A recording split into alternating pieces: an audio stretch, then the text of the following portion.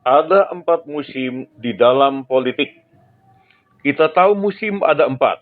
Pertama, musim bunga atau spring. 2, musim gugur atau autumn.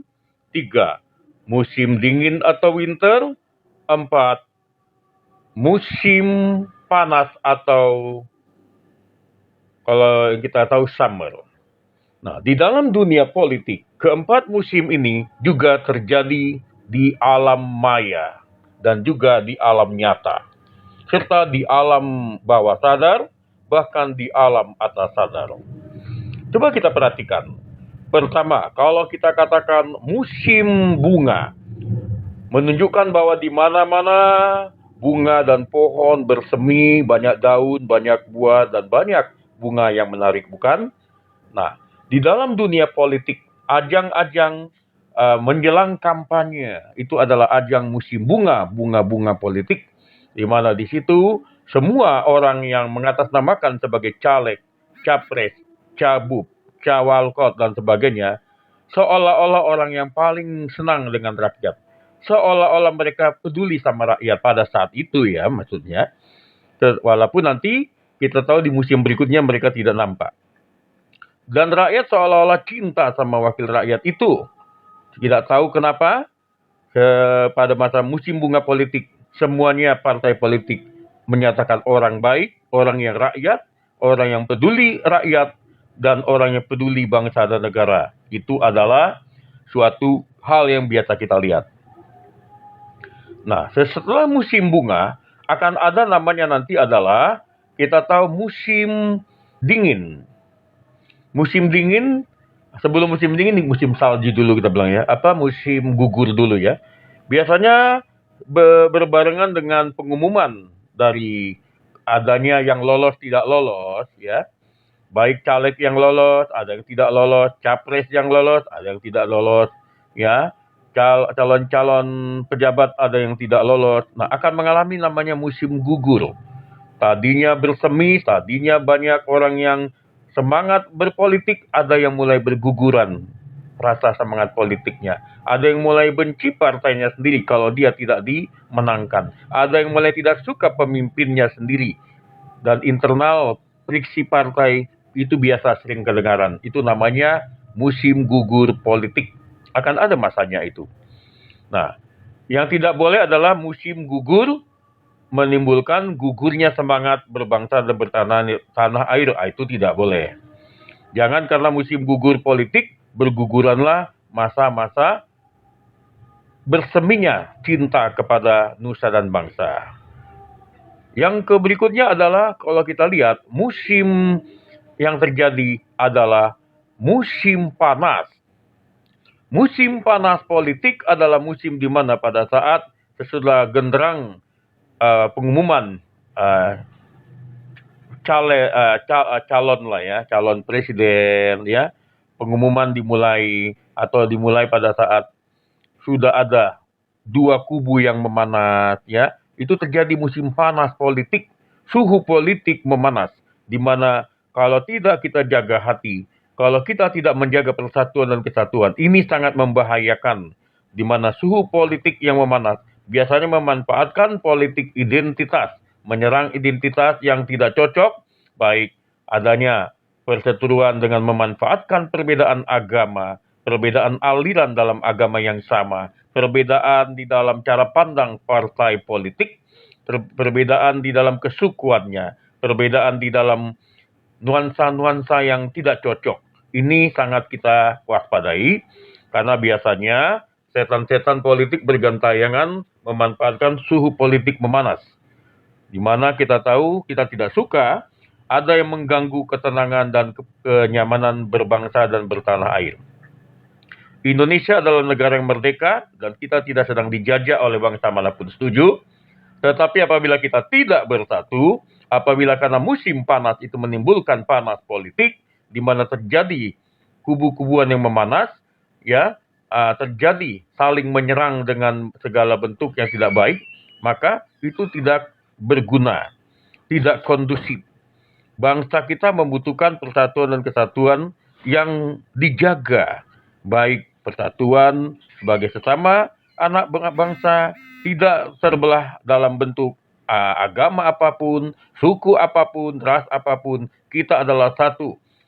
Dengan semangat Sumpah Pemuda kita dikatakan berbangsa satu bangsa Indonesia, bertanah tumpah darah satu tanah air Indonesia, berbahasa satu bahasa Indonesia. Kita waspada dengan musim panas politik, jangan mau dipanas-panasi, jangan izinkan dan jangan percaya pada kabar hoaks apapun. Ada lagi namanya musim yang kita tahu musim dingin. Musim dingin biasanya terjadi sesudah pengumuman pemenang sah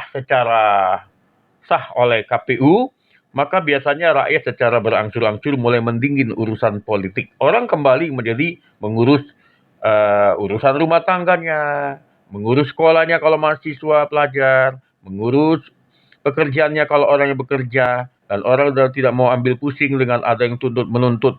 Karena biasanya orang sudah tahu, kita jaga. Mari kita waspadai, kita antisipasi perihal musim-musim di dalam tahun politik yang kita bahas berikut ini. Biasanya pada musim politik yang diwaspadai, yang perlu dicermati adalah dua musim, yaitu musim bunga atau musim seminya dan musim panas. Kalau musim gugur atau sudah mulai bergugurannya calon-calon, nama-namanya sudah mulai kalah, itu biasanya alamiah. Itu biasa tentu ya.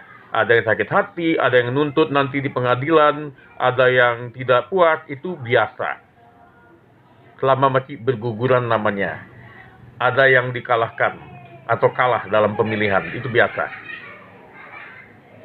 Juga dalam musim dingin, sesudah rakyat mulai dingin politik, dalam arti tidak mau lagi membicarakan politik, orang sudah mulai antusias, bukan tidak dengan politik, tapi antusias dengan pekerjaan sehari-hari, aktivitas sehari-hari, pelajarannya, hobinya, itu biasa dan tidak terlalu masalah. Lumrah. Tetapi dalam musim bunga dan juga musim panas, ini yang perlu dicermati. Mengapa kita perlu mencermatinya? Coba kita simak keterangan berikut ini. Kalau pada musim bunga biasanya berbunga-bunga hati orang. Semua partai bisa membagi kaos. Orang yang sama bisa didatangi oleh 10 partai, jadi dia bisa mendapatkan 10 kaos. Pilihlah aku. Pilihlah partaiku. Partai ini, partai itu. Namun di bilik suara, tetap orang yang satu ini hanya bisa memilih satu suara. Tetapi dia bisa menerima 10 kaos. 10 tokoh, 10 partai bisa membagi-bagi semacam bingkisan. Orang bisa membagi makanan, bisa membagi nasi bungkus. Namun kembali ke dalam hati sanubari kita, bahwa kembali kepada keputusan orang itu sendiri, dia simpati kepada yang mana. 10 nasi bungkus bisa dia makan, tapi tetap satu pilihannya. Dia tidak bisa mengatakan, saya memilih semua partai yang membagi nasi bungkus ini 10. Tetap dia coblos satu. Dia tidak bisa mengatakan ada 10 orang yang memberi kepadanya kaos dan nasi bungkus. Ya udah 10 orang saya pilih. Tidak bisa, tetap harus satu. Itulah yang keunikan di dalam musim bunga. Musim berbunga politik. Berbunga-bunga hati masyarakat.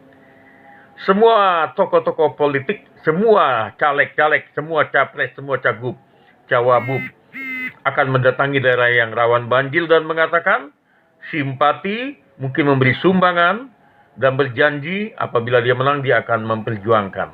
Setiap pemilu itu biasa.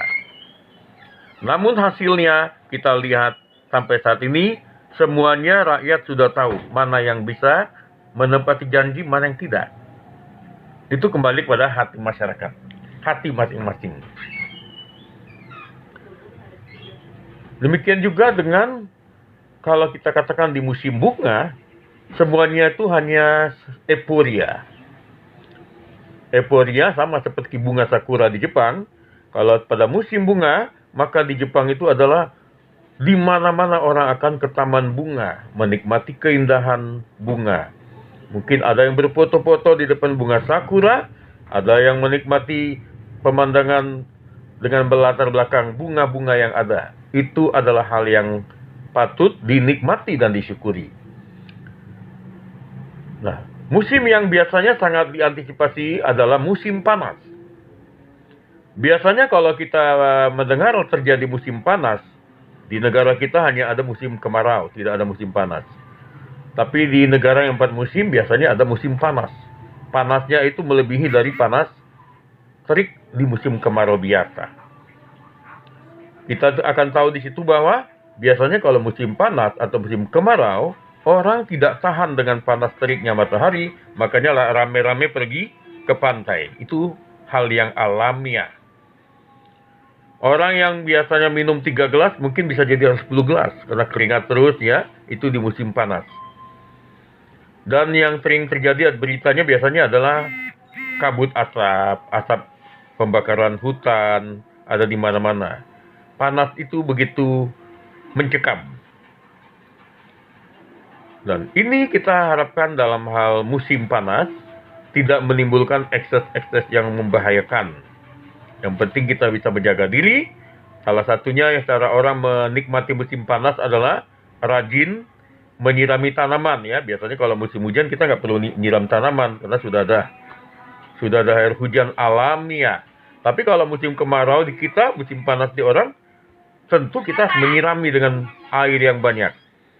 Ini menjadi lambang bahwa ketika terjadi di tahun politik, suasana memanas, harus ada banyak orang yang berpartisipasi mendinginkan suasana.